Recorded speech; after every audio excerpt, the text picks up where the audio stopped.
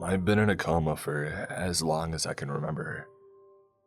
Luckily for me, flashes of my life before the accident occasionally present themselves in my dreams. Memories of a horrible accident. An accident from which I will probably never be able to fully recover from. From what I can recall from my shambled mess of recollections, I had been driving back home after a late night shift at my job. I worked as a programmer at a startup after having tried applying for different positions in the past. After I had finally grown tired of job hunting, I had settled for my current job. Sure, the pay could have been better, but at least I was able to pay my rent and still have some money left on the side for when things get rough. On my way home, something had jumped in front of my car. I had tried diverting my path to safety, but it had been too late. I had lost control of my car and crashed into whatever had jumped out in the darkness of the night. My head slammed into the steering wheel, the airbag failing to open in time. It's not surprising that I lost consciousness shortly after. Now, I'm pretty sure that I didn't kill a person. Instead, it seemed like I had run over an insect of some sort. It looked like an ant. A giant ant. It had shrieked in the moments after my car had crashed into it.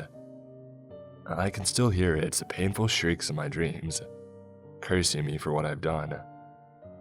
I know it's hard to believe, but my gut feeling keeps telling me that I had done something unforgivable to that giant ant. It felt as if I had killed a human being, even though I had only seconds to register its cries for help. It had been enough for me to feel its pain and hatred towards me. These same visions, or rather, dreams, have been haunting me ever since. It's as if that creature, that giant ant, is causing them as a form of revenge to punish me for my lack of driving skills. What I'm about to tell you is in no way an apology to the ant or a plea for help. I've entirely accepted my fate in this strange and bizarre world. I don't know if I'm still in a coma after all this time, but on the other hand, who's to say that I'm not? Being in a coma, however, doesn't change one's perception of the world. Hear me out on this one. I know that it sounds crazy, but I'm fully aware of my surroundings, and always have been ever since my accident. When I had first entered this coma, I heard and felt nothing. Days of pure silence and darkness had passed before I could sense my surroundings again. At first, it was simple. My mother's cries were the first that I had noticed. Emotions of regret and anger encompassed the room. It was then that I had truly grasped the gravity of my situation. An unescapable coma, Dr. Miles Smith has said in a cold tone, causing my family even more emotional trauma. If losing your only child to an accident wasn't bad enough, then I don't know how they managed to keep a straight face after what Miles Smith had told them next. They tried desperately to control their emotions as they continued listening to Miles Smith's explanation of their son's dreadful situation.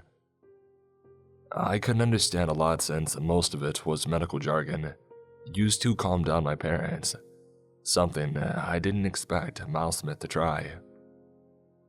It's hopeless, and besides, the kid's lost already.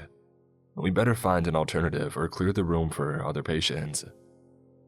He had once told the nurse overseeing the various tubes of nutrients going in and out of my body. The soft beeps of the medical equipment keeping me alive, accompanied by Miles Smith's old and uncaring voice, had been the only signs of the outside world, along with the occasional visits from parents and family. "There's no point in keeping him alive, ma'am. I know how you feel, but I think it's time to let him go in peace," the doctor had said one day. I don't know how long I've been here, but it must have been a few years for a doctor to say such sharp words. Was I really beyond salvation? Couldn't they have tried something else? Couldn't they have waited a little longer? Looking back on it, it doesn't matter now, I guess.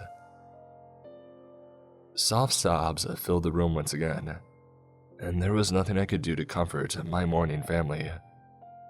All I could do was listen to what little fragments I could find from the outside world. However, I did have moments of clarity throughout my coma. There were times where I could barely manage to move my fingers, trying desperately to signal my sentience to the world. I tried, but to no avail. It had been too late. Brain dead. That was how they had labeled me after having kept me on life support for God knows how long.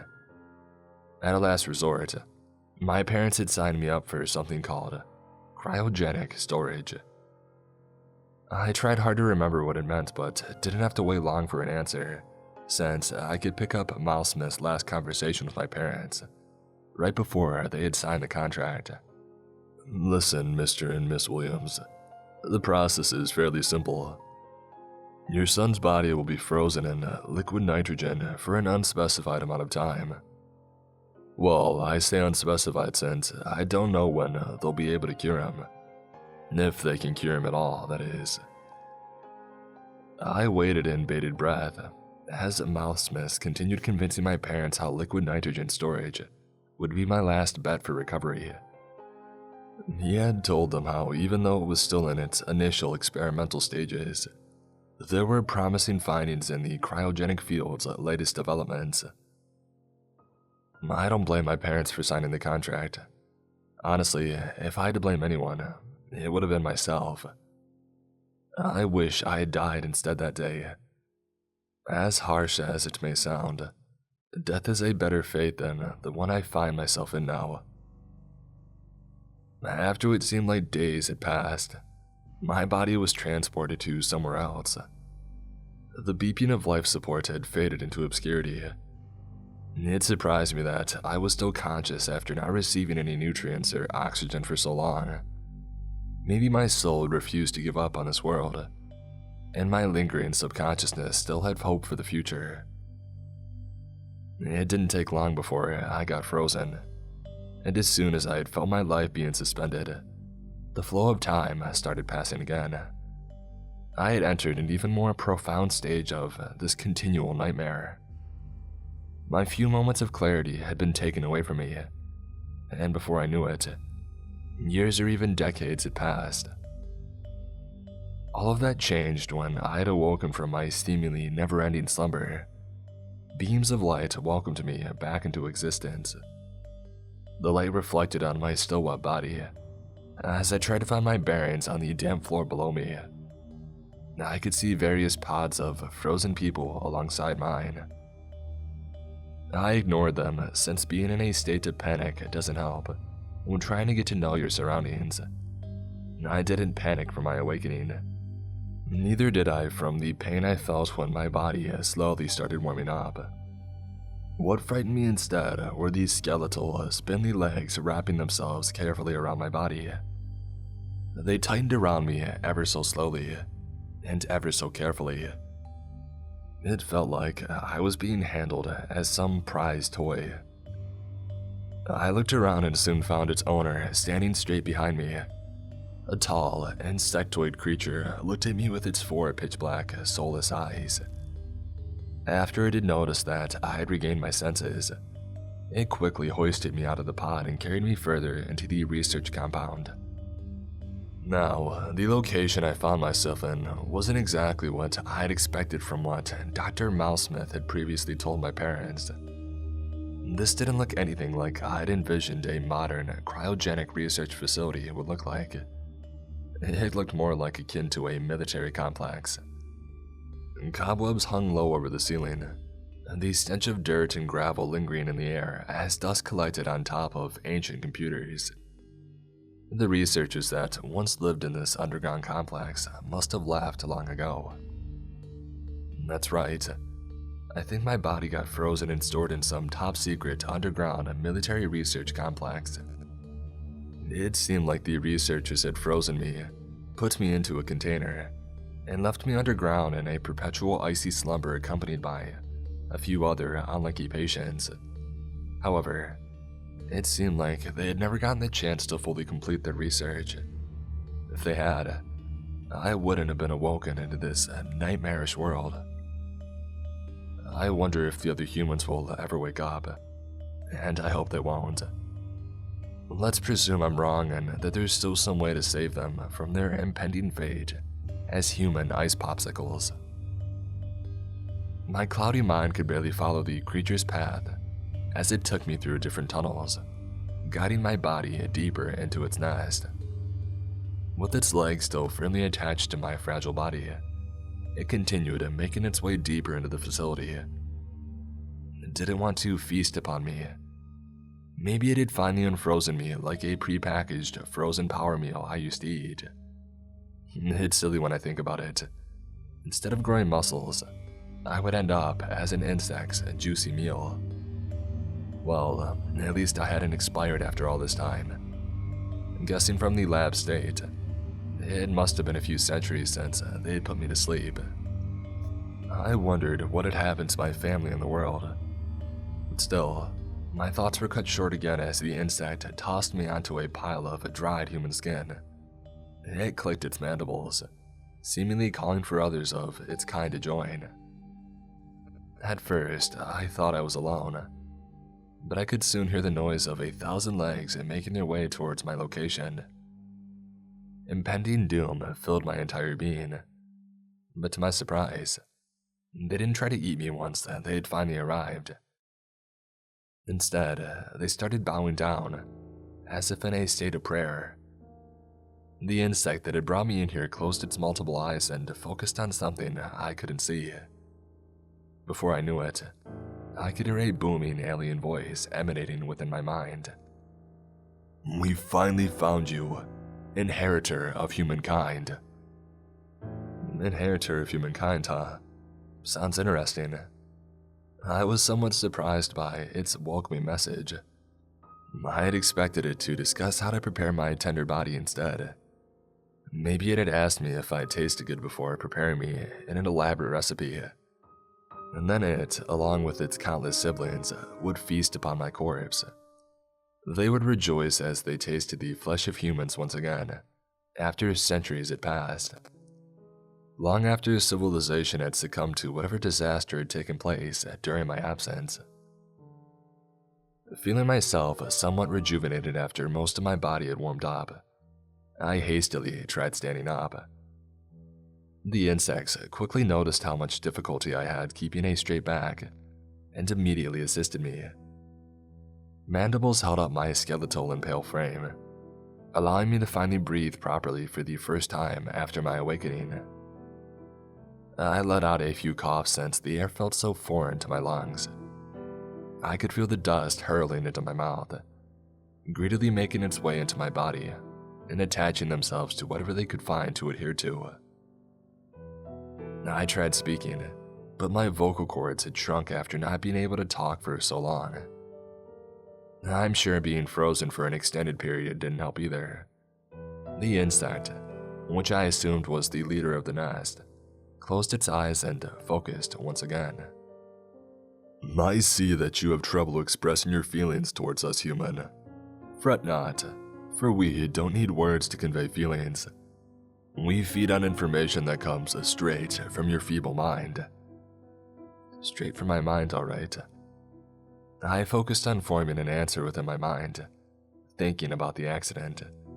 Thinking about how I'd run over that giant ant and gotten into this mess in the first place. After a few minutes had passed, the leader clicked its mandibles and looked me dead in the eyes. "So, you killed one of our kind long ago. Am I correct?" I paused, not sure what would happen to me if I dared to give the wrong answer. In the end, I nodded, causing the creature to take a few steps back along with its siblings. I call them his siblings since I don't know if this species has a queen. Maybe this leader really was the only one out there. Perhaps this cold, horrific beast in front of me represented its entire species. I don't know what happened during my slumber, but I'm sure no humans roam this new version of the planet I once called home. I could see the sun emitting from a few holes in the ceiling of this deprecated hybrid construction. Although I was pretty sure that I wouldn't find a hospitable world above ground if I even dared to poke my head through. No happy ending for humanity here, it seems. Maybe the ants had consumed all of humanity after I had killed one of their kind.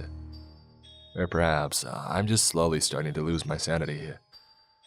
Heck, chances are that I'm still laying down on my hospital bed, being fed through an assortment of tubes. Maybe I would hear the familiar sound of the life support system, desperately trying to keep my lungs supplied with just enough oxygen to live another day in purgatory.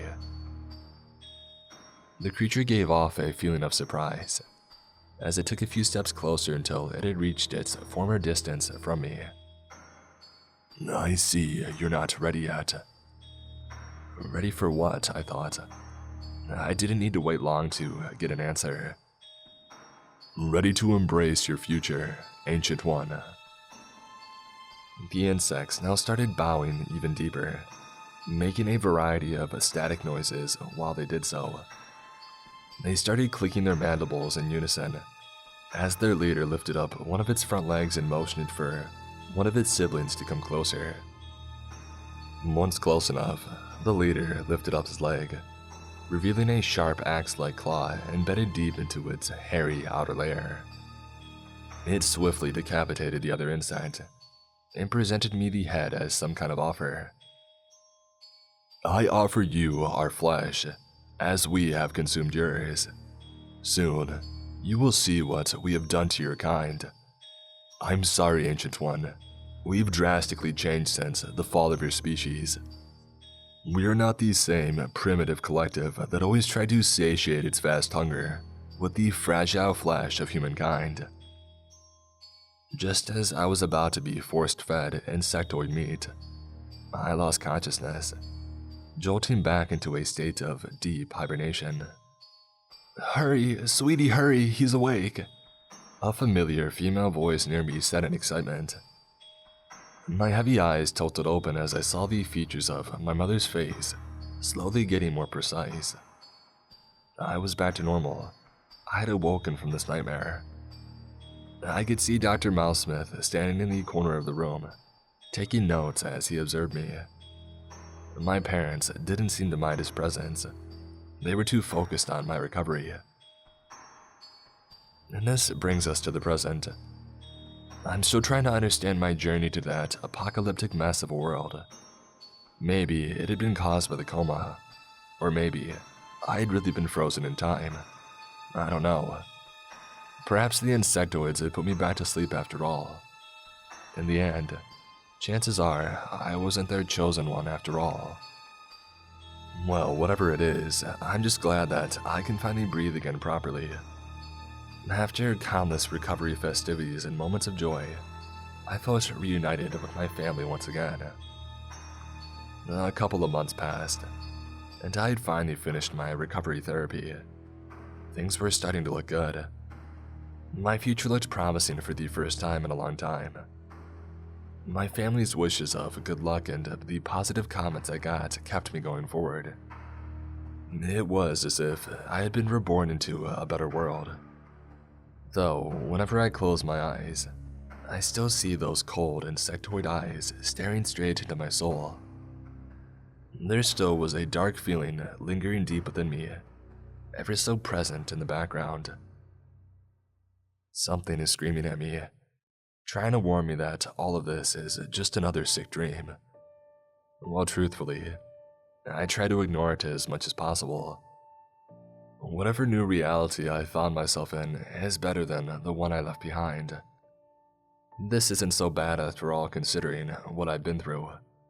At least I wouldn't turn into a mush of insect food for a hive colony in the far future, right? I'm writing this down because I'm sure no one will believe my experience with being in a coma. So I'm sharing this story with you guys. Know that I'm still questioning my existence. And even though I may sound like I'm ungrateful, I still wish that my parents would have put me to rest. I wish they would have let me die because Not knowing if the world you're living in is just another dream feels like a fate worse than death. And even though I try to focus on the positive things in life, I wouldn't want to live in just another layer of this nightmare.